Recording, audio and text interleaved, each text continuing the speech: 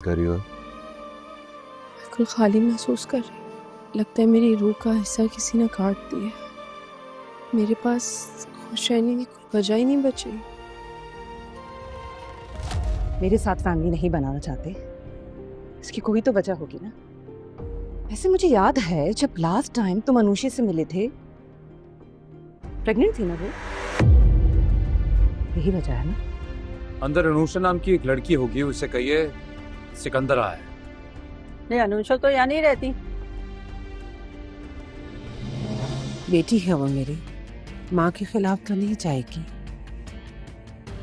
कोई पता नहीं, आजकल वो भी बगावत में उतरी हुई है।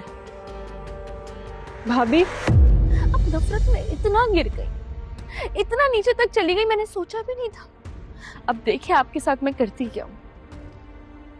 रस्सी जल गई मगर बल नहीं निकला।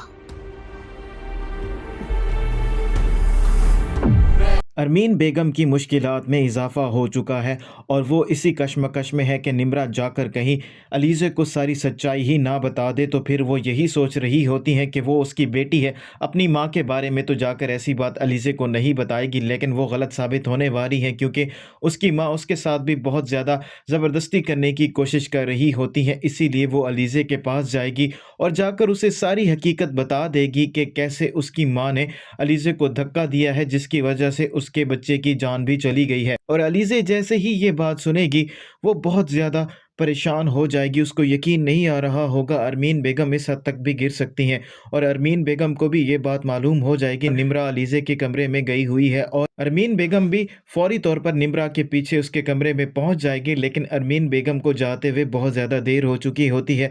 निम्रा पहले ही अलीज़े को सारी सच्चाई बता चुकी होती है और अलीज़े सच्चाई सुनने के बाद रो भी रही होती है। और जैसे ही अरमीन बेगम आती हैं, अलीज़े उनसे यही बात करती है, मैंने पहले भी आपको वार्न किया था, मेरे बच्चे को अगर कोई नुकसान पहुंचा तो मैं आपको नहीं छोड़ूंगी और आप इस हद तक गिर सकती हैं, मुझे इस बात का यकीन नहीं था। अरमीन बेगम उसे यही बात करेंगी, मैंने तुम्हारे बच्चे के साथ तुम्हें भी मारने की कोशिश की थी लेकिन तुम्हारी किस्मत अच्छी है कि तुम बच गई हो, लेकिन अब मैं तुम्हें भी नहीं छोड़ूंगी।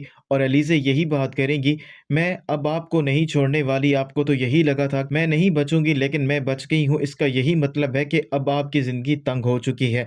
और अरमीन बेगम उसे यही बात करेगी, रस्सी जल गई है लेकिन बल नहीं गया और मैं तुम्हें देखती हूँ कि तुम कैसे मुझे मारती हो। और वहीं दूसरी तरफ अब सिकंदर की मुश्किलात में भी इजाफा हो चुका है, उसके लिए ये बात साबित करना बहुत ज़्यादा मुश्किल हो रही है कि उसका अनुषे के साथ कोई भी ताल्लुक़ नहीं है, जबकि अरीशा उसको बार बार यही बात कर रही होती है कि तुम अभी तक अनुषे के साथ टच में हो और उसके साथ तुम्हारा बच्चा भी है। लेकिन सिकंदर अनुषे को ढूंढने की कोशिश कर रहा होता है लेकिन उसे अनुषे की कहीं कोई खैर खबर नहीं मिलती।